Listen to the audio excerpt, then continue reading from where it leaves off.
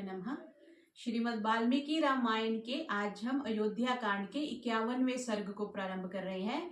कल 50वें सर्ग में हमने देखा कि राजा दशरथ ने अपने श्री राम की याद में व्याकुल होकर के अपने प्राण त्याग दिए थे। तो आज हम देखेंगे कि राजा रहित राष्ट्र की दुर्दशा का वर्णन।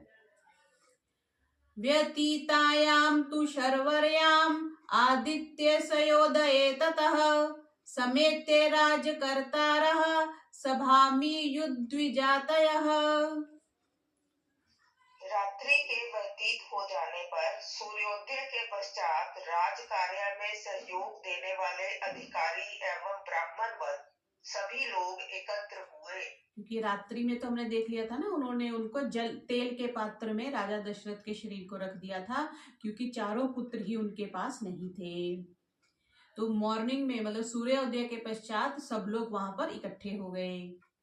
मार्कंडेयोऽथ मौद्गल्यो वामदेवश्च काश्यपः कात्यायनो गौतमश्च जाबालिश्च महायशः एते द्विजा सहामात्यै पृथक् वाचमुदीरयन् वसिष्ठमेव अभिमुखा श्रेष्ठं राजपुरोहितम्। महायशस्वी मार्कंडे मौद्गल्य वामदेव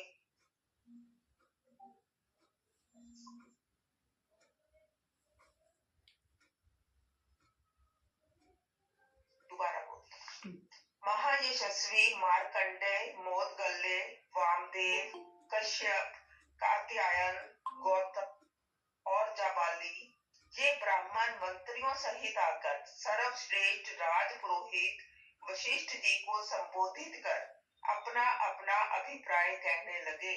स्वर्गतश्च महाराजो रामश्चार्यन्यमाश्रितः लक्ष्मणश्चापि तेजस्वी रामेणैव गतः सः। महाराज दशरथ स्वर्गवासी हो गए, श्री राम वन में है और तेजस्वी लक्ष्मण भी उन्हीं के साथ चले गए। उभौ भरत शत्रुघ्नौ कैकेयेषु परन्तपौ पुरे राजगृहे रम्ये मातामह निवेशने। शत्रुओं का मान मर्दन करने वाले राजकुमार भरत और शत्रुघ्न कैकेय देश के राजा अपने मातामह के रमणीय राजगृह में निवास कर रहे हैं। शत्रुघ्न और भरत अपने ननिहाल गए हुए थे और ये दोनों वन में चले गए थे। इक्ष्वाकु नाम इहाद्यैव राजा कश्चिद् विधीयताम् अराजकं हि नो राष्ट्रं न विनाशं वाप्नुयात्। अतः इक्ष्वाकु वंशीय किसी पुरुष को आज ही राजा नियुक्त करना चाहिए, जिससे सम्राटहीन हमारा यह राष्ट्र नष्ट ना हो। राष्ट्रहीन तो फिर समस्या हो जाती है ना, कोई भी उस पे जैसे कहते हैं ना, कोई भी एक पदाधिकारी अवश्य होना चाहिए, नहीं तो कोई भी पड़ोसी राज्य कोई भी उस पे आक्रमण कर देता है जिसका कोई वारिस नहीं होता। तो इसके लिए उन्होंने बताया कि अराजकता का दोष फैल जाता है, क्योंकि कंट्रोल किसके हाथ में है। जैसे अभी जब इंदिरा गांधी की हत्या इन लोगों ने कर दी थी, तो राष्ट्रपति जो ज्ञानी जैल सिंह जी थे, उन्होंने इंदिरा गांधी के अंतिम संस्कार से पहले राजीव गांधी को शपथ दिलवा दी थी। ये कुछ होता है कि इस ड्यूरेशन में मतलब पद खाली नहीं रहना चाहिए। तो इसके लिए बता रहे हैं कि यह सर्ग वेद के 2 मंत्रों की विस्तृत व्याख्या है। वेद में अराजकता के दोषों का वर्णन है अथर्ववेद में और यजुर्वेद में। अथर्ववेद का मंत्र है न वर्षम मैत्रावरुणम ब्रह्मज्यम अभिवर्षति नास्मै स्मृति कल्पते न मित्रम नयते वशम। कि अराजक राष्ट्र में वर्षा नहीं होती, स्मृति अराजक राज्य को योग्य नहीं समझती। अराजक राष्ट्र शत्रु की तो बात ही क्या, मित्र को भी अपने वश में नहीं कर सकता। तो यजुर्वेद में अराजक राज्य की इससे अधिक स्पष्टों में निंदा की गई है। यजुर्वेद में क्या कहा, यवास कौश कुंतिका हलगिति वंचती आहंती गभे पसौ निगलगलीति धारका। जिस प्रकार बड़ी चिड़िया के सामने छोटी चिड़िया दबी रहती है, उसी प्रकार अराजक देश में प्रजा दबी रहती है। जैसे छोटी दरार में मोटी वस्तु घुसेड़ने से वह छिन्न भिन्न हो जाती है, वैसे ही अराजक देश में प्रजा की दशा होती है। सो अराजक देश में प्रजा का विनाश होता है। अतः अराजक देश जो है वो प्रजा का घातक होता है, इसलिए राजा, मुखिया, सरपंच, इसी तरह परिवार का भी एक मुखिया होना चाहिए कि जिसकी बात को सभी माने, जिसकी बात को कोई भी काटे नहीं। न अराजके जनपदे विद्युन्माली महास्वनः अभिवर्षति पर्जन्यो महीम दिव्येन वारिणा। सम्राटहीन देश में बिजली की चमक सहित महागर्जन करने वाला विद्युन्माली नाम का मेघ अपने दिव्य जल से पृथ्वी को नहीं सींचता। वर्षा भी नहीं होती वहां पर। न राजके जनपदे बीजमुष्टि प्रकीर्यते न अराजके पितुः भ्रुत्रो भार्या वा वर्तते वशे। अराजक राष्ट्र में कृषक खेतों में बीज नहीं बोते तथा पुत्र पिता के और स्त्री अपने पति के अधीन नहीं रहती, अर्थात सब स्वतंत्र हो जाते हैं। अराजके धनम नास्ति भार्यायपराजके इदम इत्याहितं च अन्यत् कुतः सत्यम अराजके। अराजक देश में धन नहीं रहने पाता क्योंकि चोर डाकू लूट लेते हैं, स्त्रियां व्यभिचारिणी हो जाती हैं और घर में नहीं रहती। जब सब और भय एवं आतंक का साम्राज्य होता है तब सत्य का व्यवहार भी कैसे हो सकता है। न अराजके जनपदे कारयन्ति सभां नरः उद्यानानि च रम्यानि हृष्टा पुण्यगृहाणि च। अराजक देश में शुभ अशुभ कर्मों के लिए लोग सभा नहीं करते, न रमणीक उद्यान लगवाते, दंड भय न होने के कारण लोग वृक्ष काट डालते हैं और न यज्ञशाला आदि बनवाते हैं। देखो तो यहाँ पे एक तरह से अर्थापत्ति से क्या आ गया कि हमें उद्यान भी लगाने चाहिए, शुभ कर्मों के लिए यज्ञ भी करने चाहिए, सभा भी करनी चाहिए और यज्ञशाला भी बनवानी चाहिए। न अराजके जनपदे यक्षशीला द्विजातयः सत्राण्यन्वासते दान्ता ब्रह्मणा संशितव्रतः। अराजक देश में शांत, दांत, व्रती और यज्ञ कराने वाले ब्राह्मण लोग विघ्न के भय से दीर्घ समय तक चलने वाले महायज्ञ भी नहीं करते, क्योंकि जो राजा होता है वही तो यज्ञों के लिए सपोर्ट करता है ना, बड़े यज्ञों के लिए घी समिधा सब सपोर्ट करता है, तो वही नहीं होगा तो यज्ञ कैसे होंगे। न राजके जनपदे महायज्ञेषु यज्वनः ब्रह्मणा वसु संपन्ना विसृज्यन्त्याप्त दक्षिणः। सम्राटहीन राज्य में धन धान्य से परिपूर्ण ब्राह्मण लोग भी ऋतुविदों को यथोचित दक्षिणा नहीं देते।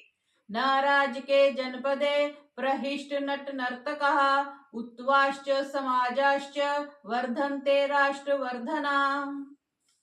अराजक राज्य में नट और नर्तक भी प्रसन्न नहीं रहते तथा राष्ट्र उन्नति के लिए उत्सव या सम्मेलन भी नहीं होते।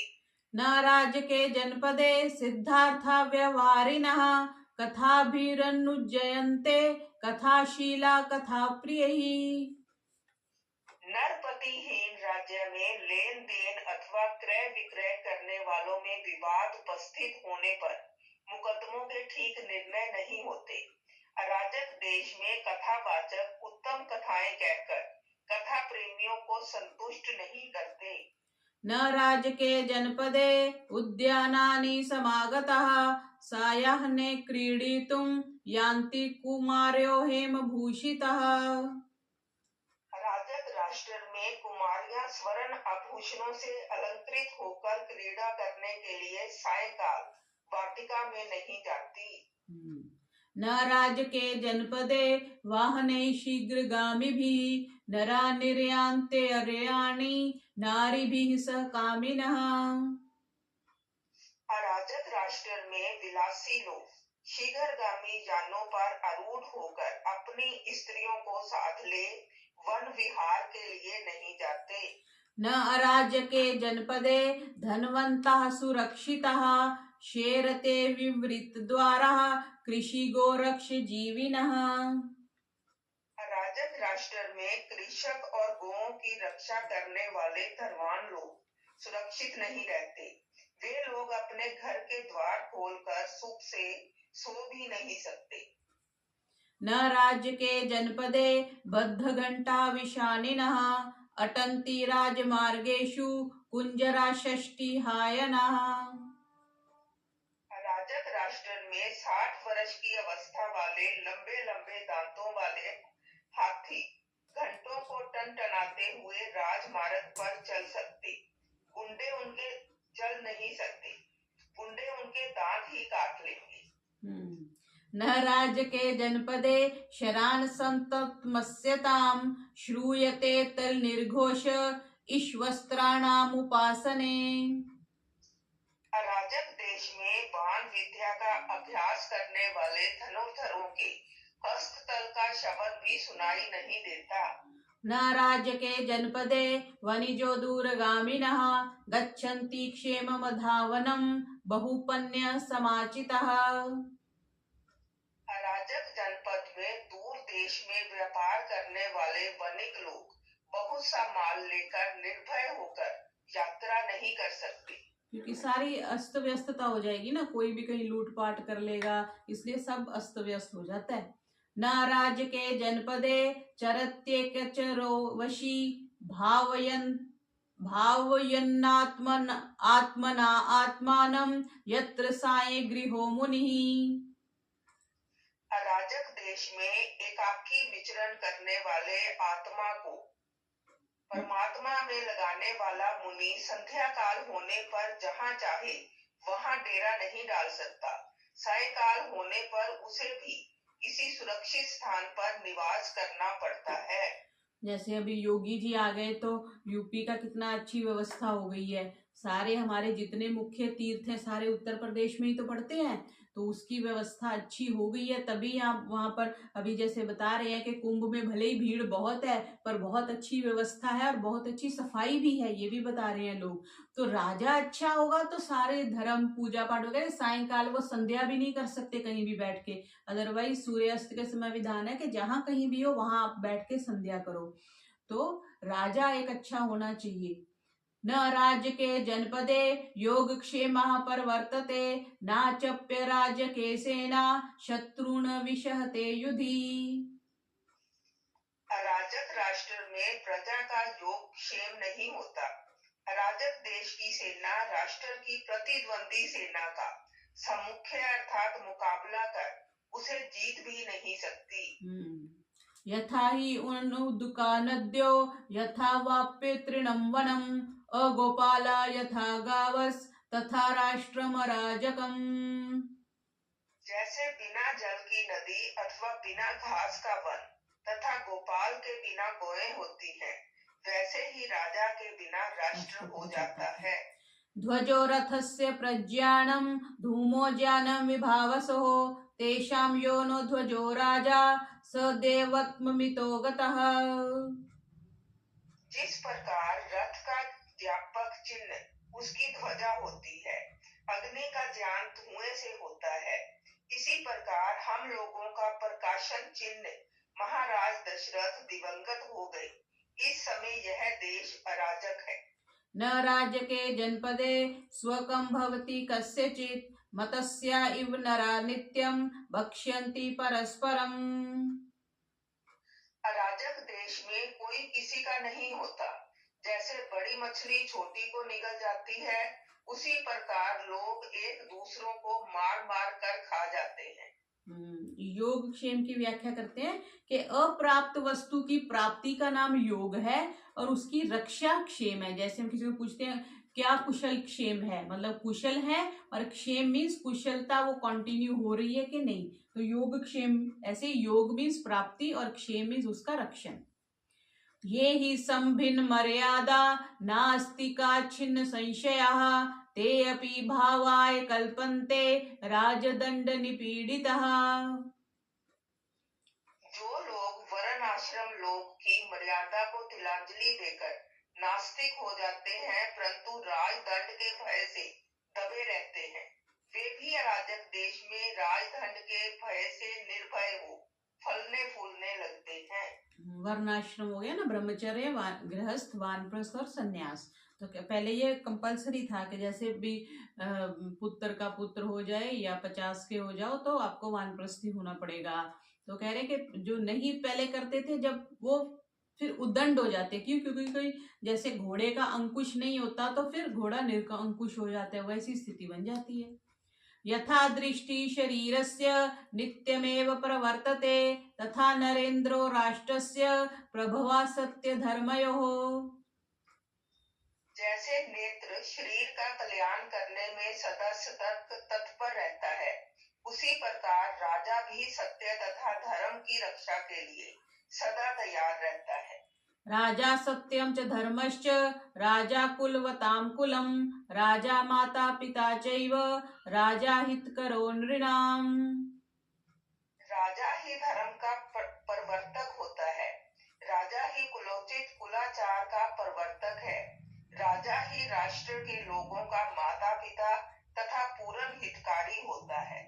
यमो वैश्रवणः शक्रो वरुणश्च महाबलः विशेषयन्ते नरेन्द्रेण वृत्तेन महता ततः। अपने कर्तव्य का भली भांति पालन करने वाला चरित्रवान राजा यम, कुबेर, इंद्र और वरुण से भी बड़ा होता है। तो राजा इन सबसे बड़ा होता है। अहोतम इवेदम स्यानन प्रजायेत किंचन राजा चेन्न भवे लोके विभजन साध्व साधुनी। शिष्ट और अशिष्टों का विभाग कर अपने चरित्र बल से संपूर्ण राष्ट्र को आलोकित करने वाला राजा न हो तो अंधकार से आवृत दिन के समान अच्छे बुरे का भी ज्ञान न रहे, कोई किसी को न पूछे। जीवित्यपि महाराजे तवैव वचनं वयं न अतिक्रमामहे सर्वे वेलां प्राप्येव सागरः। हे द्विज श्रेष्ठ महर्षि, महाराज के जीवित रहते हुए भी हम लोग आपकी आज्ञा का सदा इस प्रकार पालन करते रहे जिस प्रकार समुद्र अपनी वेला का उल्लंघन नहीं करता। जैसे समुद्र अपनी वेला में समय भी कह सकते हैं और उसकी सीमा रेखा का भी उल्लंघन नहीं करता, उसी प्रकार जब तक राजा रहे तो हमने कोई उल्लंघन नहीं किया। स न समीक्षे द्विजवर्यः वृतं नृपं विना राज्यम अर्णय भूतं कुमार इक्ष्वाकु सुतं तथान्यं त्वमेव राजान्मिहाभिषिञ्च। हे द्विज श्रेष्ठ, आपके प्रति हम लोगों का आज तक जो व्यवहार रहा है उसे देखकर यह राज्य जो राजा के न रहने के कारण वन के समान हो रहा है, इसे पुनः नगर के रूप में परिणत करने के लिए किसी इक्ष्वाकु वंशीय अथवा अन्य किसी को शीघ्र ही राजपद पर अभिषिक्त कर दीजिए। सभासद और मंत्रियों ने कह दिया कि जल्दी से किसी को राजा बनाया जाना चाहिए, नहीं तो ये सारे दोष आ जाएंगे। अब आगे 52वें सर्ग में भरत और शत्रुघ्न को बुलाने के लिए दूत भेजे जाएंगे। तेषां हि वचनं श्रुत्वा वसिष्ठा प्रत्युवाचः मित्रा अमात्यगणान् सर्वान् ब्राह्मणास्तानिदं वचः। उन ऋषियों की बातों को सुनकर वशिष्ठ जी हितैषी मंत्रियों और ब्राह्मणों को संबोधित करते हुए बोले, यदसौ मातुल कुले दत्त राज्यः परम सुखी भरतो वसति भ्रात्रा शत्रुघ्नेन समन्वितः। महाराज दशरथ जिस भरत को राज्य दे गए हैं, वे भरत अपने भाई शत्रुघ्न के साथ अपने मामा के ग्रह पर सुख पूर्वक निवास कर रहे हैं। तच्छीघ्रं जवनादूता गच्छन्तु त्वरितहरै आनेतुं भ्रातरौ वीरो किं समीक्षामहे वयम्। अतः शीघ्र ही तीव्र वेग वाले घोड़ों पर सवार हो ज्ञान संपन्न दूत दोनों भाइयों को लेने के लिए जाएं। इसके अतिरिक्त इस विषय में और क्या विचार हो सकता है। ऐसी मैं सोच रही थी, इधर गली में किसी के बच्चों का विवाह हुआ, फिर उनके मतलब फादर इन लॉ की डेथ होगी, जिस लेडी के बच्चों का विवाह हुआ, मतलब बच्चों के दादाजी की डेथ होगी। तो लोहड़ी थी पीछे से, हाँ लोहड़ी थी ना, संक्रांत थी। तो संक्रांत से पहले मतलब 2 या 3 दिन हुए थे, चौथा भी नहीं हुआ था, पर उन्होंने मतलब चौथा कर दिया। क्यों? क्योंकि बच्चों की लोहड़ी थी। तो मैं बैठी ऐसे ही सोच रही थी कि जिस पिता ने पहले पुत्र पैदा किया, उसके पुत्रों के आगे विवाह हुआ, तो मतलब तुम मर गए तो कोई चिंता नहीं है, हम तुम्हारा 3 दिन में समापन कर देंगे। क्यों? क्योंकि हमारी तो लोहड़ी है, हमारा त्योहार नहीं खराब होना चाहिए, तुम गए तो गए। अब उनको भी जैसे वहां तो चल को राजा की बात है कि कोई राजा होना चाहिए, बिना राज्य के प्रांत नहीं रहना चाहिए, पर विचार करने की बात है कि जिस क्षण हम निकल गए तो बाकी वाले बस अपनी व्यवस्था देखेंगे, हमारा फेस्टिवल, हमारा त्योहार, हमारे आना जाना यात्रा जो। तो इसलिए हमें सबसे अधिक अपने पे केंद्रित होना चाहिए कि हम अभी तक किस पे केंद्रित थे? दूसरों पे। दूसरों ने क्या खाना है, दूसरों के आने का समय, दूसरों के जाने का समय। लेकिन द मोमेंट आप निकले तो वो बस सोचेंगे इनको फटाफट किनारे लगाओ ताकि हमारा तो फिर से सेट हो जाना चाहिए। तो बस इतनी को औकात है। अब वहां पे भी वो बोले उनको बुलाओ और उनको राजा बनाओ। तो व्यक्ति के सांसों के साथ ही सब कुछ है, और जब तक सांसें हैं तब तक ही जितना धर्म कर्म हो सके कर लेना चाहिए, उसके बाद तो कुछ भी नहीं है।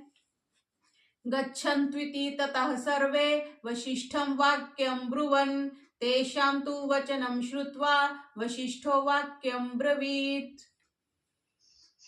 तब सभा में उपस्थित सभी लोगों ने महर्षि वशिष्ठ से कहा, हाँ दूत जाएं। उनका यह कथन सुन वशिष्ठ जी बोले, एहि सिद्धार्थ विजय ज्ञानता शोकनंदन श्रूयतामिति कर्तव्यं सर्वानेव ब्रवीमि वः। हे सिद्धार्थ, विजय, जयंत, अशोक, नंदन, तुम सब लोग यहाँ आओ।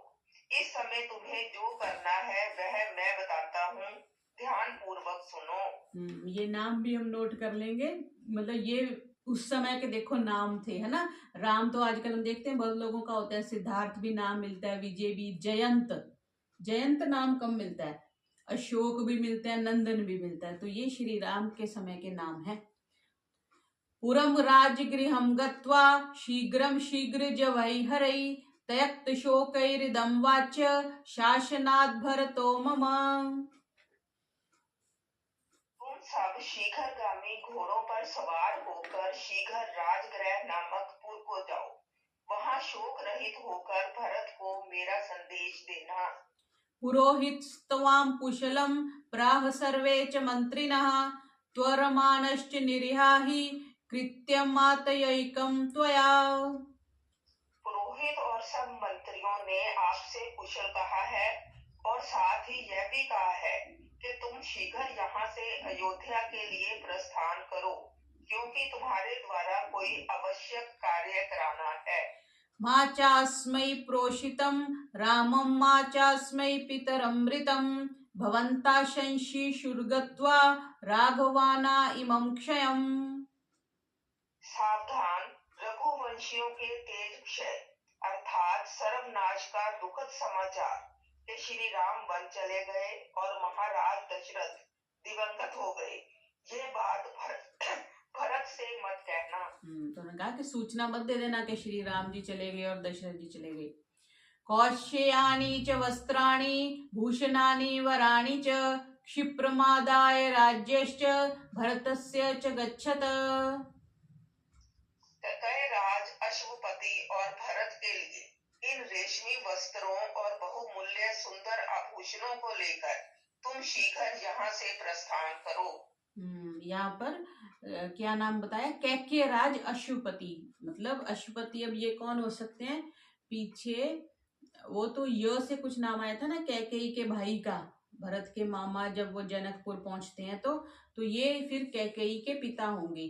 कैकेयी राज अश्वपति उनका नाम आया। ततः प्रास्थानिकं कृत्वा कार्यशेषमनन्तरं वसिष्ठेन अभ्युज्ञाता दूताः संत्वरिता ययुः।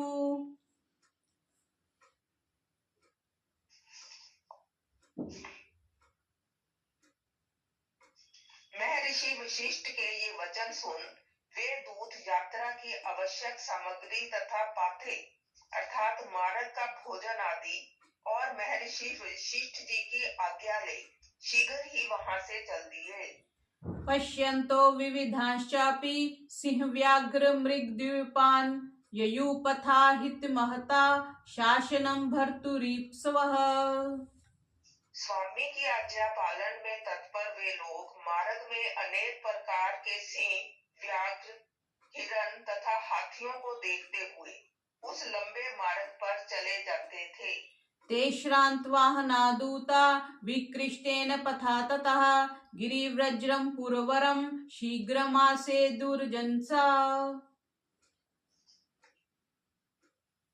थके हुए घोड़ों वाले उन दूतों ने उस लंबे मार्ग को तय करके शीघ्रता पूर्वक गिरिव्रज राजगृह नामक ककय राज के श्रेष्ठपुर अर्थात राजधानी में प्रवेश किया। भर्तुप्रियार्थं कुलरक्षणार्थं भर्तुश्च वंशस्य परिग्रहार्थं अहेडमानास्त्वरया स्म दूता रात्र्यां तु ते तत्पुरमेव यातः। अपने स्वामी को प्रिय करने के लिए, रघुकुल की रक्षा के लिए तथा उसी वंश के व्यक्ति को राज्य प्रदान कराने के लिए बड़े आदर के साथ वे दूत शीघ्रता पूर्वक उसी रात में गिरिव्रज नामक नगरी में प्रविष्ट हुए। तो इस प्रकार जो दूत भेजे थे वो गिरिव्रज नामक नगरी में प्रविष्ट हुए, यानी भरत जी को, क्योंकि भरत जी को ही देके गए थे ना वो, तो उनको लेने के लिए वो चले गए। तो इस प्रकार हमने श्रीमद् वाल्मीकि रामायण के 52वें सर्ग को समाप्त किया। बोलिए मर्यादा पुरुषोत्तम श्री रामचंद्र की जय।